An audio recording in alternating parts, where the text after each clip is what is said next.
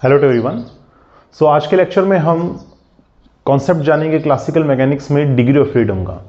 So degree of freedom पे based जो है गेट फिजिक्स में दो प्रीवियस ईयर के क्वेश्चंस भी डिस्कस करेंगे और साथ ही साथ में हम कंस्ट्रेंट्स और जनरलाइज्ड कोऑर्डिनेट्स का जो है ये भी हम लॉजिक जानेंगे।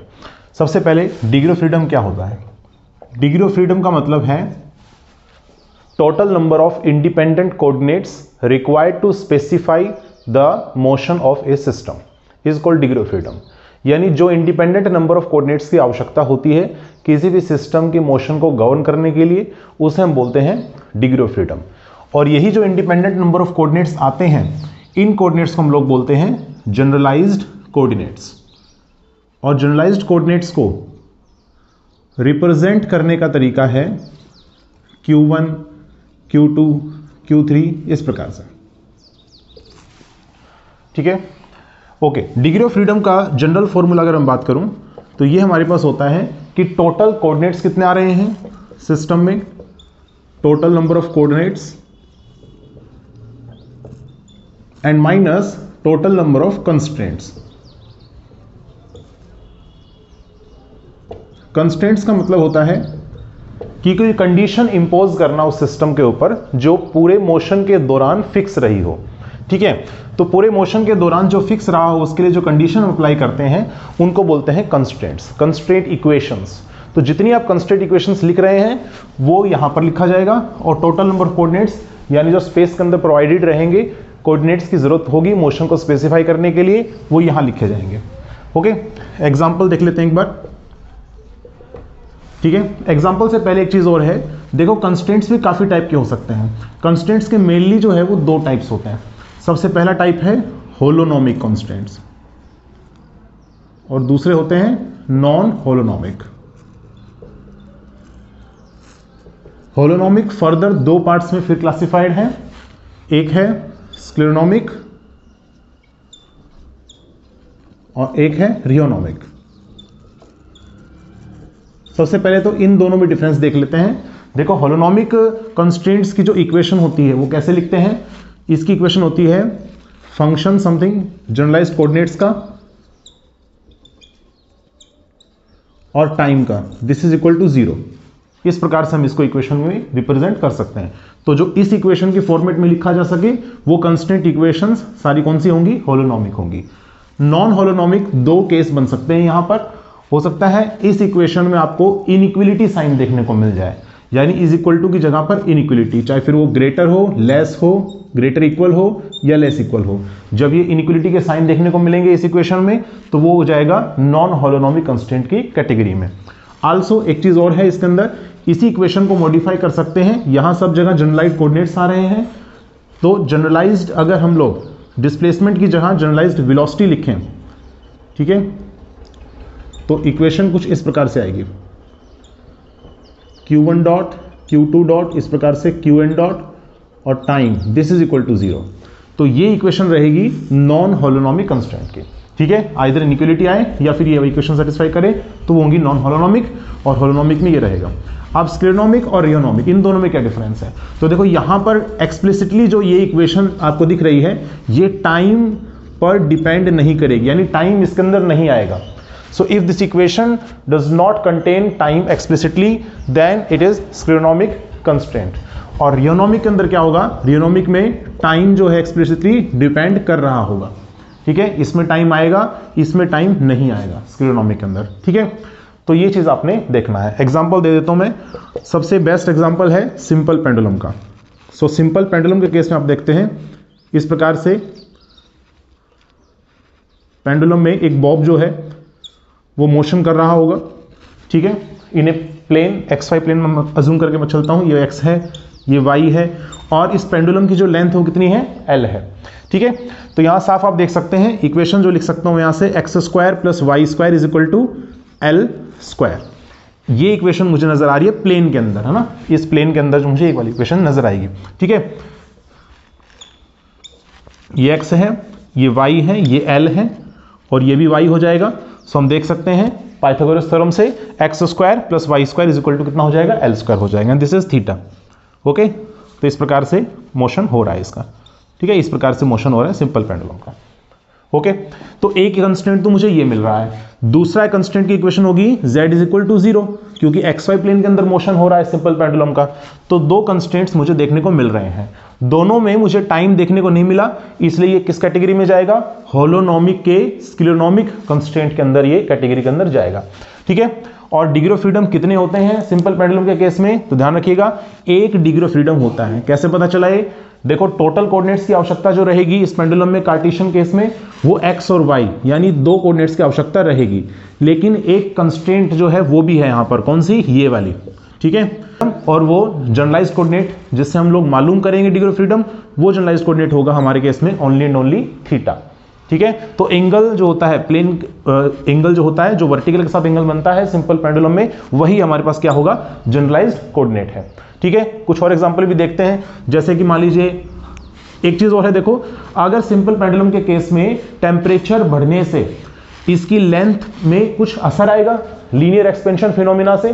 ठीक है, तो अगर इसकी लेंथ में कुछ चेंज आएगा तो फिर ये इक्वेशन टाइम पर डिपेंड करेगी, तो ये स्क्लेरोनोमिक में नहीं जाएगा, फिर जाएगा रियोनोमिक के अंदर।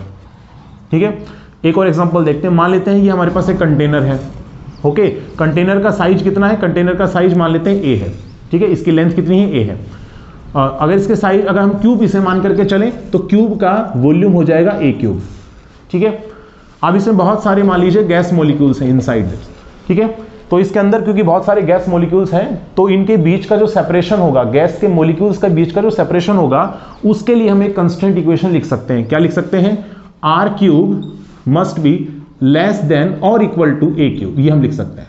यानी गैस के मॉलिक्यूल्स कन्फाइंड हैं किसके अंदर, इस जो है कंटेनर के अंदर कन्फाइंड है, इसलिए हम इस प्रकार से लिख सकते हैं। तो ये मुझे कंस्टेंट इक्वेशन में इनइक्वलिटी नजर आ रही है, तो ये किसके अंदर जाएगा, नॉन होलोनोमिक की कैटेगरी के अंदर जाएगा। ठीक है, एक और एग्जांपल देख लेते हैं, जैसे मान लीजिए एक स्फीयर है और यहाँ पर कोई एक पॉइंट मास जो है वो एग्जिस्ट कर रहा है इसके सरफेस के ऊपर।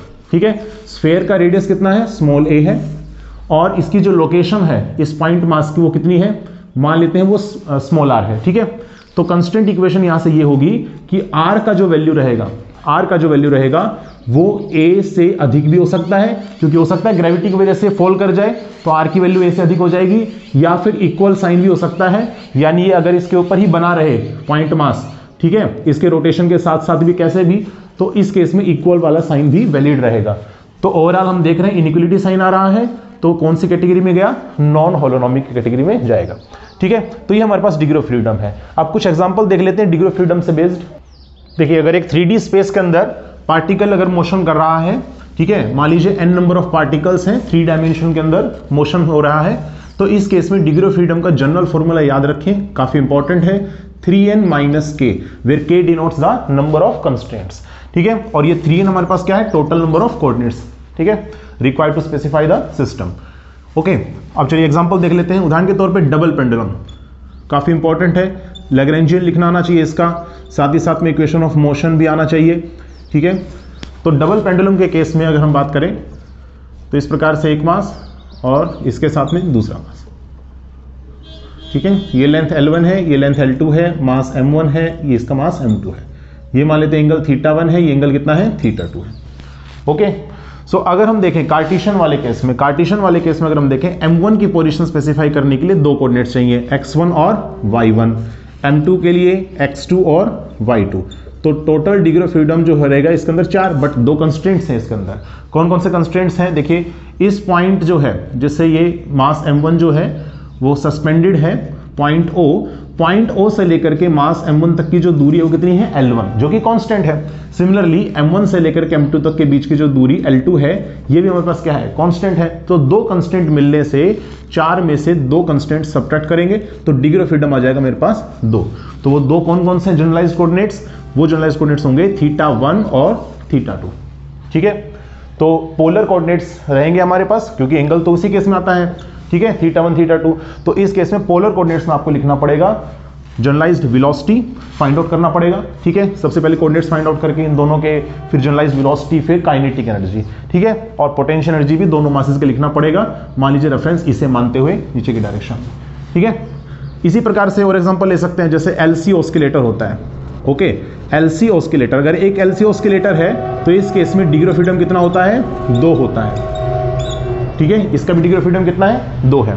ठीक है, और भी एग्जांपल ले सकते हैं, जैसे मान लीजिए कोई हमारे पास पार्टिकल है और ये एक पार्टिकल है जो किसके अंदर मूव कर रहा है? 3D स्पेस के अंदर मूव कर रहा है, ठीक है, फ्रीली। तो इसका डिग्री ऑफ फ्रीडम कितना होगा? डिग्री ऑफ फ्रीडम हो जाएगा 3। ठीक है, और भी एग्जांपल देख सकते हैं, जैसे डंबेल, या फिर आप कह सकते हैं कि रोड है, रोड के दोनों एंड्स पर हमारे पास जो है पॉइंट मासेस फिक्स में है, या डंबल का केस लीजिए जो फ्री स्पेस के अंदर रोटेशन कर रहा है या मूव कर रहा है। ठीक है, ऐसे केस में क्या होगा हमारे पास, क्योंकि 2 मासेस हैं, एक m1 दूसरा m2, और किसी न किसी लेंथ से वो कनेक्टेड है जो कि फिक्स रहेगा ड्यूरिंग द मोशन, तो हम इसे L मान लेते हैं। ठीक है, अब देखिए इसका कोऑर्डिनेट कितना है? x1 y1 z1, इसका कोऑर्डिनेट क्या होगा? x2 y2 z2। ठीक है, ये हमारे पास कोऑर्डिनेट्स रहेंगे। अब अगर हम देखें यहाँ पे, तो टोटल कोऑर्डिनेट्स की रिक्वायरमेंट जो रही मुझे कितनी रही? 3 इसके और 3 इसके, टोटल कितने हुए? 6 माइनस कंस्ट्रेंट।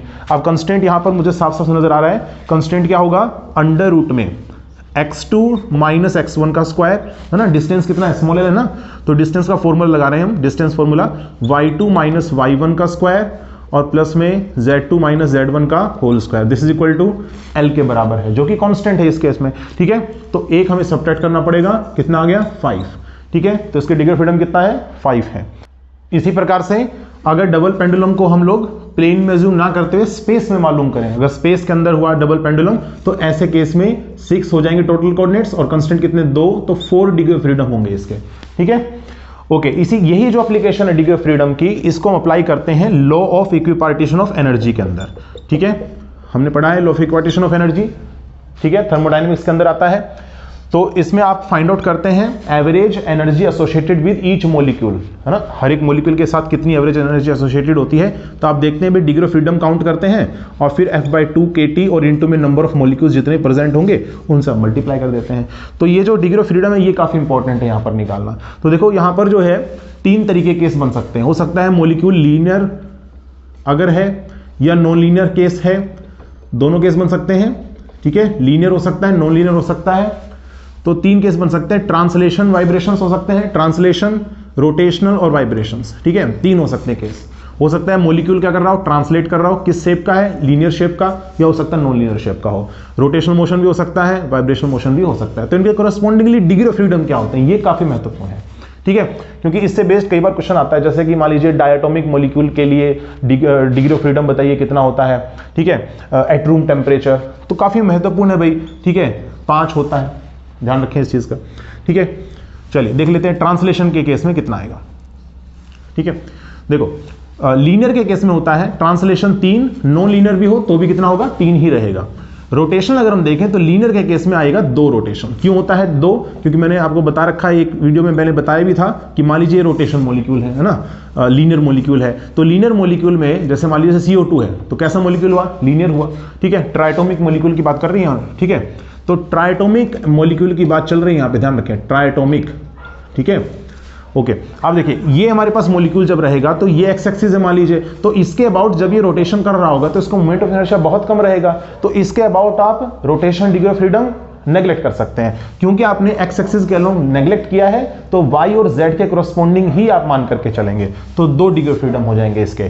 नॉन लीनियर के होंगे 3, इसमें तो कोई दिक्कत वाली बात नहीं है। जैसे H2 मॉलिक्यूल है तो इसमें जो हमारे पास मोमेंट ऑफ इनर्शिया है उसे आप नेग्लेक्ट नहीं कर सकते कोरस्पॉन्डिंगली जो रहेगा। ठीक है, इसका हैमिल्टोनियन में एक्चुअल मोमेंट ऑफ इनर्शिया आता है। ठीक है, तो उसका मोमेंट ऑफ इनर्शिया ये फॉर्मूला भी होता है L²/2I।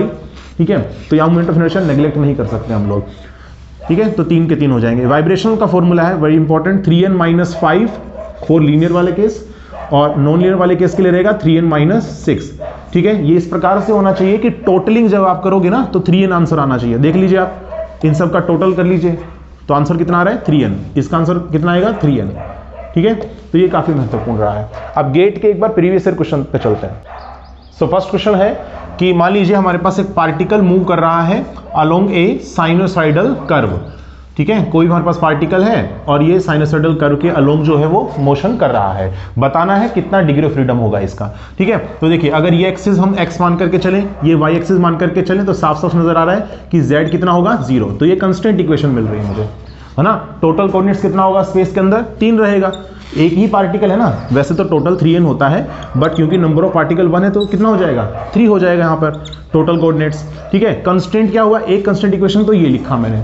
क्या x और y में भी कोई रिलेशन है? बिल्कुल है। हम जानते हैं एक वेव इक्वेशन को हम जब रिप्रेजेंट करते हैं तो y को x के टर्म्स में रिप्रेजेंट किया जा सकता है। कैसे? ये साइन वेव है तो लिखेंगे y is equal to a sine of kx minus omega T या ओमेगा टी माइनस kx। ठीक है, तो यहां पर क्योंकि y और x आपस में डिपेंड कर रहे हैं, ओके, तो एक हमारे पास कंस्टेंट ये बनेगा।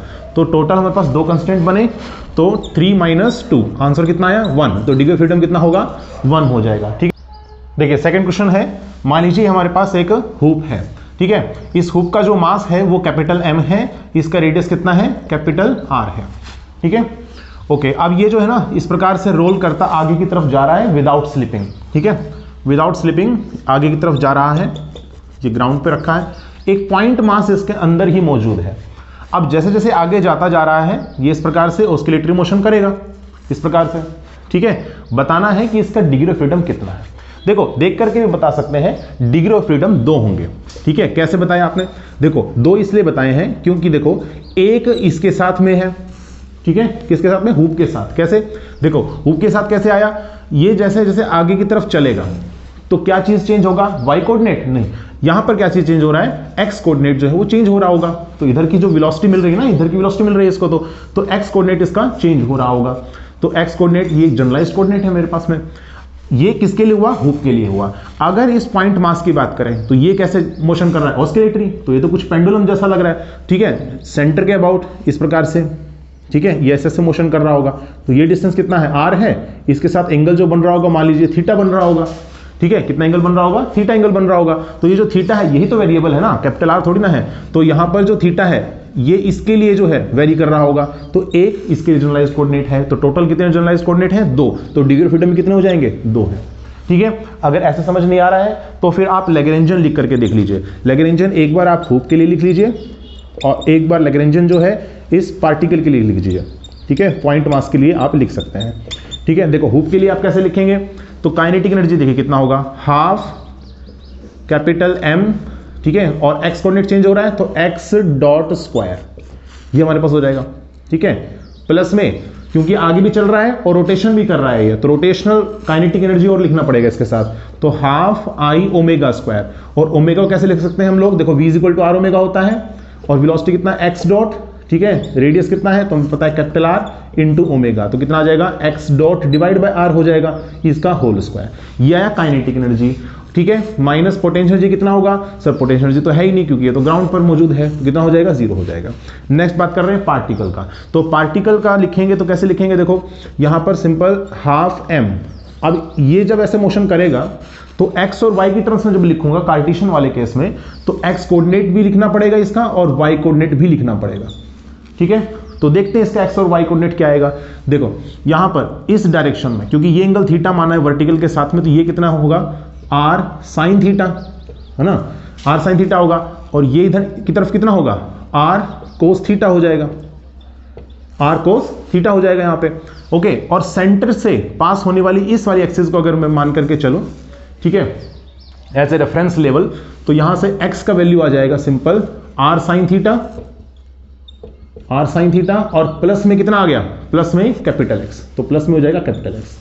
ठीक है, इसी प्रकार से अगर y लिखना चाहें तो y भी लिख सकते हैं, इससे नीचे है r cos थीटा, तो माइनस r cos थीटा हो जाएगा। ठीक है, बिलो द रेफरेंस लेवल, इसने नेगेटिव लगाया मैंने r cos थीटा। ठीक है, इसका y कोऑर्डिनेट तो होगा नहीं हुप का कोई, तो आप एडिशन कुछ करेंगे नहीं वहां पे, ये हो जाएगा। अब सिंपली आप यहां से x डॉट और y डॉट निकाल लीजिएगा।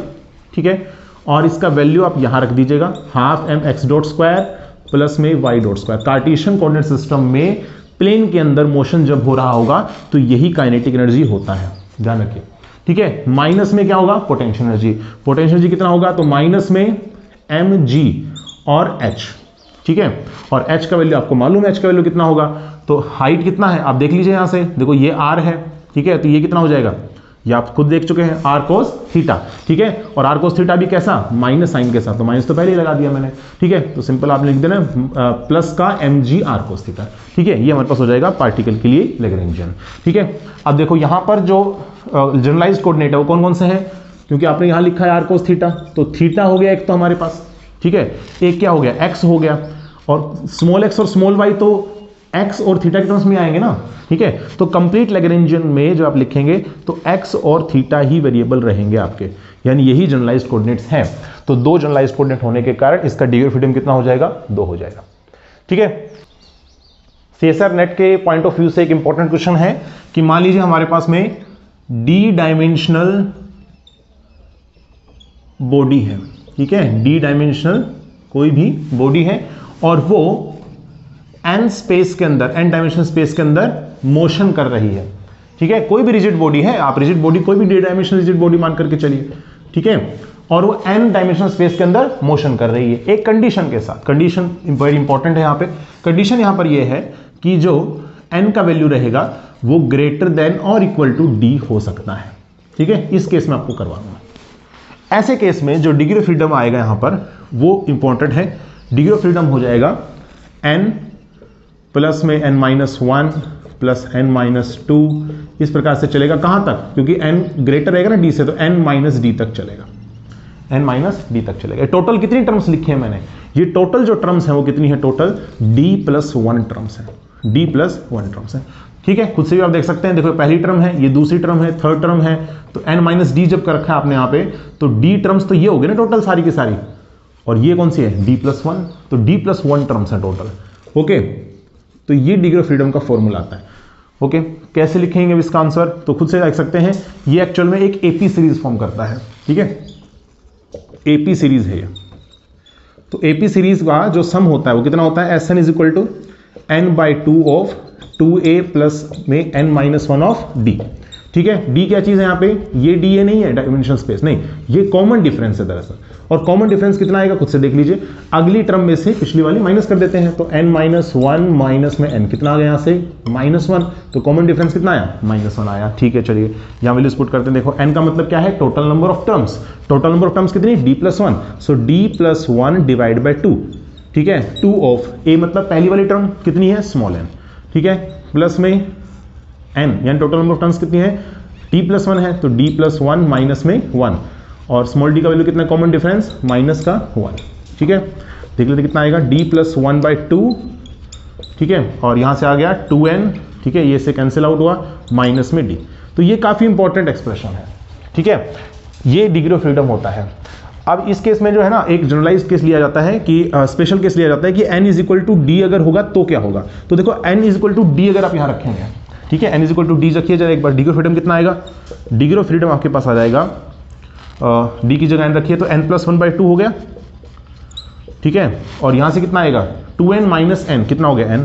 तो ये काफ़ी इंपॉर्टेंट क्वेश्चन है भाई, ये काफ़ी इंपॉर्टेंट है। डिग्री ऑफ फ्रीडम कितना हो गया, तो हम देख सकते हैं n is equal to D के बराबर वाले केस में n ऑफ n प्लस 1/2, ये एक इंपॉर्टेंट क्वेश्चन है, ठीक है। अब आपको एक क्वेश्चन देते हैं एज ए होमवर्क, ठीक है। तो देखो ये हमारे पास एक 3 डायमेंशनल स्पेस है, ठीक है, इस प्रकार से हमारे पास में पार्टिकल्स कनेक्टेड है, ठीक है, ये मान लीजिए पार्टिकल्स आपस में क्या है, कनेक्टेड है, ठीक है, इस प्रकार से कनेक्टेड है, ये लेंथ L1 है, ये लेंथ L2 है, L1 L2, ठीक है। बताना है इसके अंदर ये कि इस लिंक का, है ना, जो भी मुझे ये लिंक दिख रहा है भाई 3 पार्टिकल्स का, ठीक है, ओके, ये x है, ये y है, ये z, मतलब ये स्पेस के अंदर दिखा रखा है, ठीक है। तो इसका जो है degree of freedom degree of freedom जो है वो कितना आएगा इसका, ये आप मुझे कमेंट सेक्शन में बताइएगा, ठीक है, इसका डिग्री ऑफ फ्रीडम कितना होगा, ठीक है। एक लिंक तो आपको ये दिख रहा है, this is 1 link and this is the second link, ठीक है। What is the degree of freedom in this case, ठीक है। तो अब आपको ये लेक्चर समझ में आया होगा। अगर आपको ये लेक्चर पसंद आया है तो आप इसे लाइक कीजिए, कमेंट कीजिए, शेयर कीजिए और चैनल को सब्सक्राइब करना ना भूलें। Thank you.